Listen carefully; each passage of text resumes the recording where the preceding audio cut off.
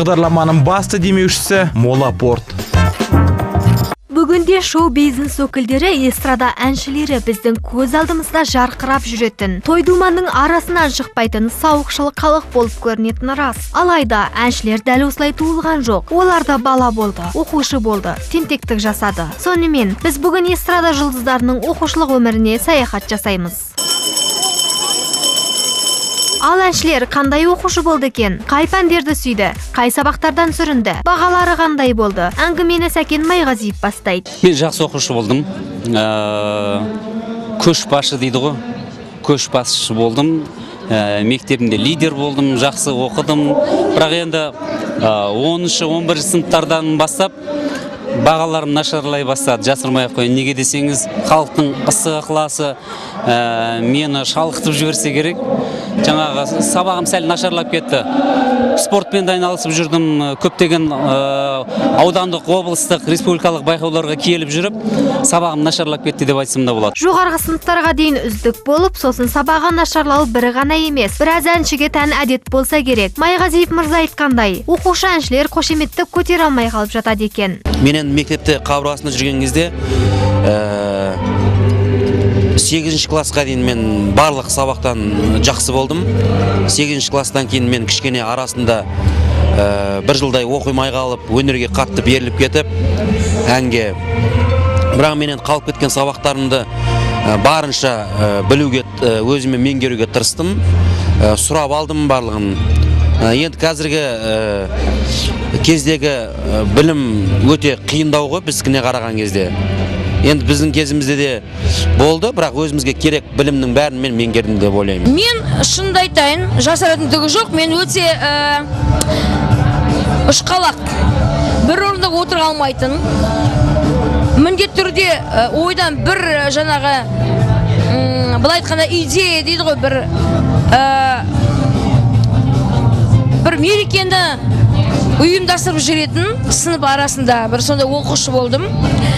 Аяғасынан бір жаңағы бүгін давайте жаңағы спектакль құрайық, сынып жаңағы оқу біткен кезде сынып оқушылар өзіміз жиналып бір спектакль құрып, концерт ұйымдастырып, сондайды өзімше бір режиссер болатынмын, сондайды өте қатты жақсы көретінмін.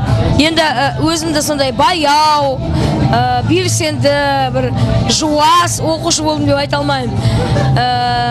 Ылғи да жігіттермен көбірек араласатынмын деп айта аламын. Мектепке ең әдемі, ең бантигі сондай керемет байланған сондай әдемі қыз болып баруды армандайтынмын, және де сол арманыма менің өзімнің ата-анам әрдайым да көмектесіп жүрді. Ал шоу-бизнестің ханзадасына айналған Қайрат Нұртастың сүйікті пәндері қандай болғаны қызық па? Өзі де күліп еске алды. Ең жақсы көретін сабағым дышы мен ән сабағы. Сосын биологияны қатты жақсы көрдім. Жалпы қандай оқушы болдыңыз деген сұрағымызға Қайрат Нұртас күле еске алып, естеліктермен бөлісті. Ой, мен өте мәдениетті. Мен бұзық болмағам оқығанда. Қалжың айтам, мен өте сондай мектепте барлығымен дос болып, барлығымен бәрінің көңілін көтеріп жүретін. Мысалға айтсақ, мен негізі мектептің мені бәрі әнші балапан дейтін. Мектепте әрқашанда сол отличниктермен бірге актив залда неде тұратын тұғымыз, отличниктермен бірге тұратынмын. Сосын мектепте мен 9-ші классқа шейін оқыдым. Қаншама мектептің атынан жарыстарға барып, республикалық мектеп аралықтан бірінші орын алып, талай мектептің бір Мұқағали Мақатаев мектебінде оқығам, негізі өзім гимназия мектебінде сабақты орташа оқыдым. Сонымен, мәдениетті оқушы ма, әлде тентек оқушы ма? Көпшілікті толғандырған сұраққа нақты жауап алсақ. Тентек болғанда мен өзім қалайтсам болады, негізі 9-ші класс жігіттер класстастарым көріп отқан шығар. 9-ші классқа шейін бірінші атаман болып келгем негіз. 9-дан кейін кетіп қалдым, одан кейін кім атаман болғанын білмеймін. Ал әнші Әлішер Каримов жаратылыстану бағытындағы пәндердің қиындығынан шығу жолын тауыпты. Қу оқушы Әлішер қандай айлаға басқан екен? Өзі айтып берсін. Математика деген, физика, химиядан енді сәл бағалар нашарлау болған, бірақ мен мұғалімдерге бір схемалар, бір таблицалар өзім салатынмын. ватманға, сондықтан бағаларды жоғары қойған маған. Әдемі өмірге бейім әншілер де балалықпен талай тентектік жасағаны рас. Алайда бүгінгі таңда шоу-бизнесте тентек болмаса болғаны. Жаңа оқу жылы құтты болсын.